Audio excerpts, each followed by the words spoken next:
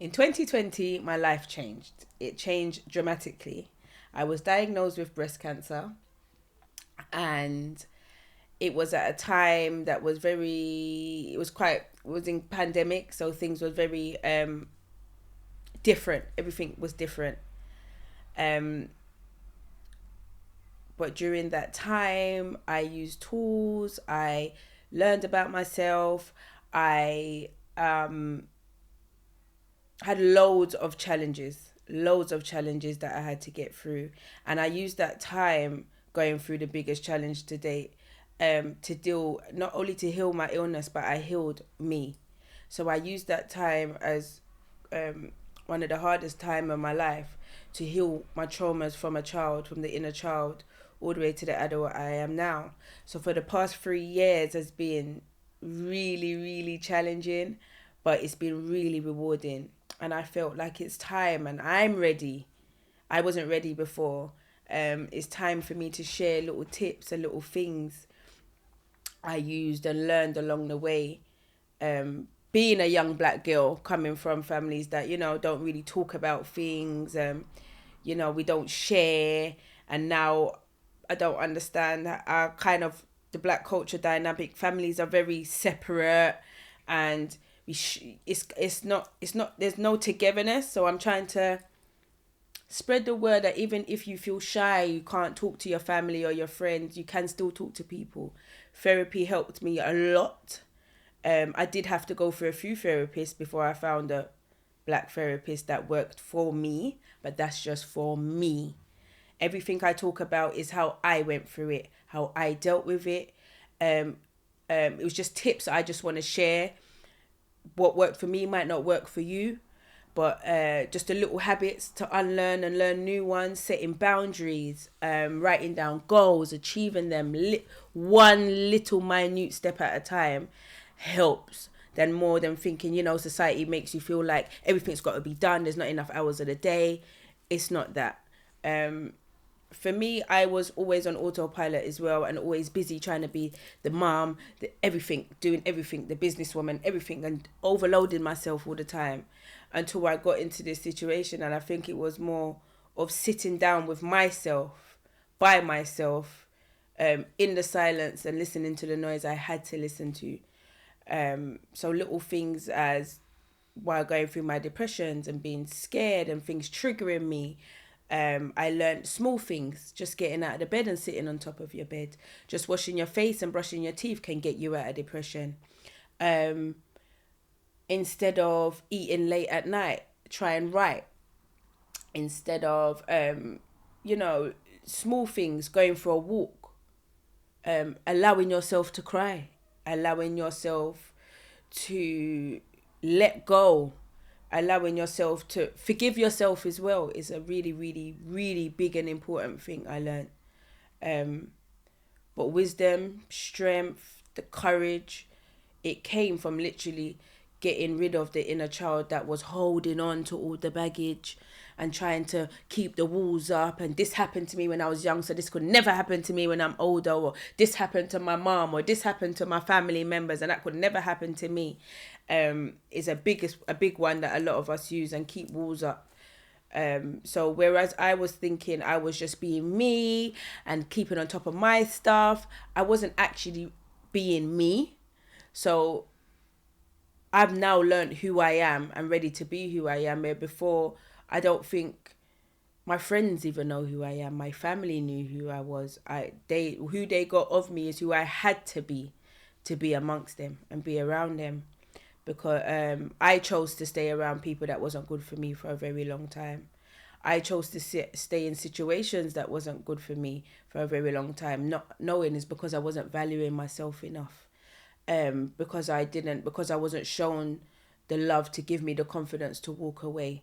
I stayed because that was the disvalue kind of, or the undervalue was where it felt comfortable to me because that's what I knew. I didn't realize coming out of that, not having that, actually valuing myself and putting that into myself could better me further down the road. So I'm just here just to share how I dealt with it, how I got through, and hopefully it can help others as well, and we can build up a big community where we can feel very comfortable to talk. Hopefully I'll have people in further episodes if we get more likes and subscribes and shares. Talk to more people, get more men to talk, more younger women, because cancer is affecting us more and more in the black community. We're getting younger and younger, and sometimes I feel like still sharing can make people from different backgrounds and different culture, different ethnicity understand. We have doctors all different range that don't understand how, you know, the black culture works and how we see things and how, you know, we go about things. So it was good that even for me to have therapy and have different me having therapy for different walks of life, and me telling them how it is for me and how I explain things and how I express myself. Because being black, we express ourselves. We're very vibrant. We're very, you know, we have our own little swag. We have our own little words and our own little slangs and things that we say. And to people that's probably way in Cornwall will not understand someone in London, because they don't have that. They don't have the hustle and bustle. They didn't know about rushing around and doing so much things. They live out in the sticks and they're just on the phone, where shops probably close at 5 o'clock. Londoners don't understand that. We don't understand about being slow and being kind of laid back. So therapists from all different places, I got to tell them and got to speak to them. Even though it was meant to be a therapy session, I was actually kind of dictating how they talk to somebody that is from London, let alone from a different community and different ways of life. And so it's all kind of, if we don't speak and we don't be vulnerable, we don't know who we could be helping. Me personally, when I first was diagnosed, I went onto Instagram because I have a really big family and my family spread across the whole entire world, and I wasn't in a place, and I didn't even want my mum to keep repeating it on the phone. That alone was getting on my nerves. And as much as people was actually calling because they were concerned, at that precise moment the triggers came up. I didn't know who was asking just to be genuine. I didn't know who was asking if they were happy that I was having cancer, or if there wasn't, or if they actually was sad. So all these things of, you know, like I said, we grow up with families and don't tell your aunt this, don't tell them that this happens in our house, don't let no one know. So all these type of things that was installed for me as young triggered me and how to deal with it when I first got diagnosed. So I ended up going like into meltdowns and breakdowns and lashing out and outbursts, and I was angry and I was blaming myself and I was blaming everybody else, and that type of stuff. I wanted everyone just to be attentive to me. At that time, I realized how much I was kind of a figure in my family. As much as, you know, then some families will never say, oh yeah, you help hold us together, or without you being there. I didn't realize how much help I was to my mum, to my kids, to my brothers, to my cousins, to friends and stuff like that, because it wasn't that it came out of their mouth, but when you go through things, once you get into your spiritual realm, you understand the tone, you hear the words that the person's saying differently. So someone could say I love you, but you actually, through the tone and through the body language and through your eye contact, can let me know that it's out of fear you're telling me you're loving me. So I learned all of these and I started to channel into these different new things. So when it was like, oh my God, how are you going to cope? That was letting me know that how are they going to cope with me not being able to deal with them, with what they need from me. I didn't realize I was accessible, so accessible to everybody. So the moment I couldn't be accessible to nobody, I realized how they valued me, how they saw me. So some dropped me like a hot plate. I was no purpose to them. Some didn't even call up for a week because I'm not gossiping with them anymore. Some it was, you know, they were so scared for me, they didn't know how to handle seeing me, so they stayed away. But that's the time I needed them. That's the time I wanted them around. So it was me battling with me. It was me battling with things, with the assumptions in my head. It was me just having to deal with being uncomfortable. For me now, being uncomfortable excites me. That was something I would be scared of. Being uncomfortable makes me meditate more, makes me pray more, makes me ask God, show me the signs of what's new, what's the new door that's gonna open. How am I, it makes me wake up like there's something uncertain gonna happen, and I know it's for the good, because now I don't look back on the bad. Negative doesn't exist kind of in my world. So when something bad happens, I don't get angry. It's my detour mode. So I just go back into meditation. Maybe I might fast for 24 hours, because it might just be something that needs to come off me or around me for that moment, is why it's blocked me for that day. So these are all little things that I've learned. So I've learned how to be spiritual and differentiate the spirituality from religion. I've learned how to channel my inner me. I've learned how to read. And I'm talking about read through energies, read through, like I say, I can see through any form of words. It doesn't matter how a person walks into a room. Now my energy connects with whatever walks into my room than what I see. You can be dressed in gold top to bottom, but if your soul's empty, my heart is going to be empathic with the emptiness that's inside of you. And it's a scary but a very uplifting thing, because I'm indulging in my own powers. And that's what's led me to share, to find I've always been confident. Some might say I'm vain, but I love myself, and that's something. And I'm very strong-minded. I've also I've known who I was and who I've wanted to be from a young child. I didn't know how to navigate the powers that God sent to me. So my signs and my stuff that I saw and things that I didn't know how to navigate it. I didn't even know how to share it. So now I've had time to work towards that and channel it. And it's really given me a new sense of confidence. I've had confidence on a face value, confidence on an image value, confidence on, I'm the character I've built for my survival mode. Now I've got the confidence to step out my comfort zone. I've been someone that be behind the camera. Now I'm in front of the camera talking to you. I now can walk alone.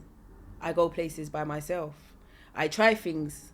That's gun frame I've got thrown off. That's chemo brain. That's something else I've had to channel myself through, and that was the biggest challenge. Having to read again, remember, have my brain functioning as normal. See, chemo gives you a bit of a fog, but you can literally go down to the bottom of the stairs. A bit like an Alzheimer's type of thing. Like you can go to the kitchen and forget what you've gone for. You could be in mid-conversation and it just goes blank. When I started to actually read again, it was almost as words kind of went into a blur before they came back.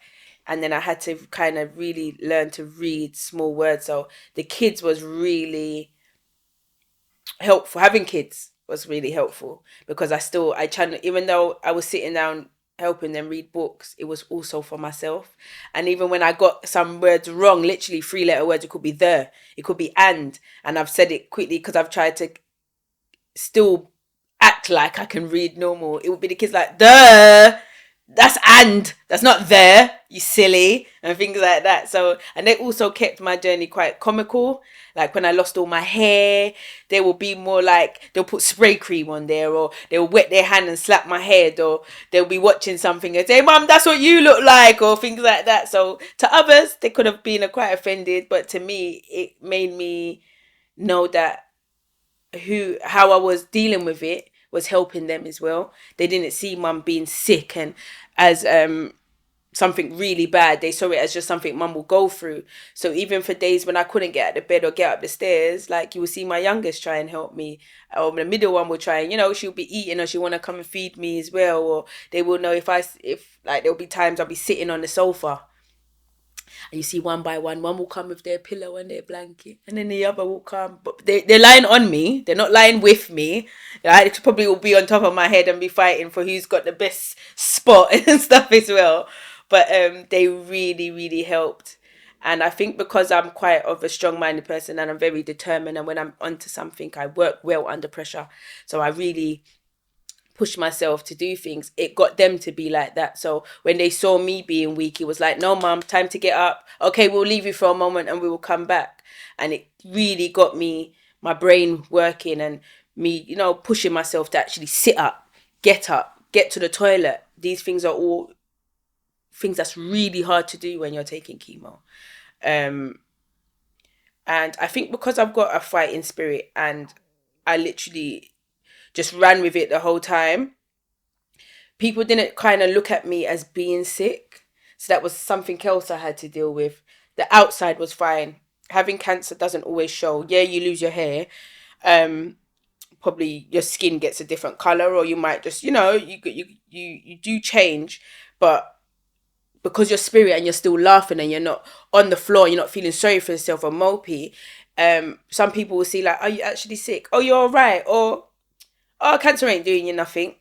But I could be sitting out here really, and 2 days ago, literally 2 days ago, me feeling my whole body was still aching. I still get symptoms and side effects from having chemo. I can't run. I would love to go to the gym. That was something I did religiously, was always doing cardio. I can't run. I can't do cardio anymore. Well, maybe I shouldn't say I can't do cardio anymore, but for now, I have to start building up power walking first before running. So I walk more. I try and skip. I still exercise, but I do it in more of a slower motion, not so fast. And it's always core. I work with my core now instead of, heart rates and stuff like that. But yeah, challenging and being very, not making anything break my spirit was, yeah, definitely brought the 50-50. And then I work well under pressure. That's what I was getting to, see chemo brain, but you carry on. So that's what I was working on. I work well under pressure. So even when I was going at my lowest times, I was really depressed. But for some reason, the spirit just was not breaking down. So I could still laugh. I still had an idea, and I was like, I want to try food. Maybe if after I get the all clear, because I was always telling myself I'm going to get the all clear. After my all clear, I might want to do healthy option foods, because that was what I was learning at the time. I was changing ingredients, whether it was, red onions from white onions, and adding garlic and stuff like that, and much more, and oregano, and knowing how to use herbs and all sorts I got into. So I decided I wanted to do food. So not last year, the year before, I decided to sell food at a festival. Now, for someone that's going through cancer, how the hell are you going to get up and be cooking? But I did it. And that was another challenge to myself, that I always had ideas growing up, and I always procrastinated because the ideas that I had wasn't common at that time. Or when I was relaying it to people that don't see my vision, that's not on my path, I wasn't ever in the circles that was around to understand the visions I was in. It'd be like, that's not available now. Who does this? Who does? Oh, you're always gonna be so far ahead of your time. That's not there. And now everything that I've ever wanted is all, even down to doing a podcast, is why I'm making sure that I done that, because that was an idea I thought of from 2014. I never did it. Podcast wasn't that popular at the time. But look how it is now. See, I see things in with my ideas and stuff like that. But yeah, so I decided to do the food thing. I had the most cheapest tent that there was in the Four Corners Festival. I didn't have no logo. It wasn't all professional. I just tried it out, and I had a queue. I had to cook even more. I had the really fun day. I met people that was following me on Instagram, people that wasn't. And it really fueled me. And as much as I worked my ass off that day, or that week to get there, the next couple of days after, I was mash up. But I made money. I fueled myself. I kept myself in a happy mode. I wasn't depressed. I got myself out the house, got myself washed, dressed. My brain was working. I was, buying things throughout the week. I was taking stuff. So it got me out of the house. It got me out, not thinking about it. Even though I still had to go for my treatments and my chemos and radiation, I still left. I still helped. My family helped in. My friends helped in at the time. So that was another thing I learned. Okay, when you really do help yourself, people do actually come to help. It is blessing and curse at the same time, because like I said, everything has the pros and cons of it. When you do help, some people do help, and it shouldn't be that when you start helping yourself, because some people, they just don't know how to get themselves out of that rut to get the help. But like I said, little habits of getting out of the bed, going back to that, talking to somebody, getting dressed, writing it down, your feelings. I've got a whole book of my feelings, and I've been writing my feelings down before I had my diagnosis. And sometimes I read back it and I'll be like, oh my God, for 3 years I was on that one topic. And this happened, and it had to wait for something bad to happen, even though I was getting the signs for me to let it go, and now it's non-existent. So these little habits of unlearning and being able to find your own strength and living in your truth. I'm going to say this every episode. I think I should start putting it on a t-shirt. Living in your truth and your own reality can get you out of depression easy. You can be broke. You're allowed to be broke. You can have lost a job. You could have, you could have been with someone for a very long time and you've split up or whatever. But being that vulnerable person and saying, yeah, I am heartbroken. And what? I am scared. I don't know I don't know what to do. I don't know where to start. Telling yourself that alone in the mirror, yeah, it can make you cry for a whole week. But you make sure at the end of that 7 days of that whole week, by that next Monday, there's no more tears. Through that whole week of you crying, you should have written it down. You should have kept on crying. You kept on meditating, finding your way, sitting with yourself. If you have to lock off your phone for the whole week, I've had to do that. And not see what social media, not see what the news is saying, not hearing what your friend is saying, because even at your lowest times, people are still going to be human. They're still going to want to have you accepting that even if you're in your lowest place, they still need you to be their friend. They still need you to be their partner. Me and my partner, we had highs and lows of going through things. He went into his defense mode of not wanting to accept at the beginning that I was sick. So he was dealing with me like I was still normal. But I needed him to be much more softer with me. But in that time, we got to communicate. I got to understand how he deals with things and how he accepts help and how he gives it and vice versa. And now we're as strong as we ever can be. So yeah, just little things. Communication, talking, being able to be vulnerable, living in your truth and reality seems to be the hardest thing for us to do. But once you start to practice this, it's the most easiest and everything can just change. And to all my survivors, those that's gone through everything, whatever the situation is, I'm here for you. Let's start building this community of talking. Because you got this. I got this. You got this. We're going to get through this together. Like, share, and subscribe. See you again soon.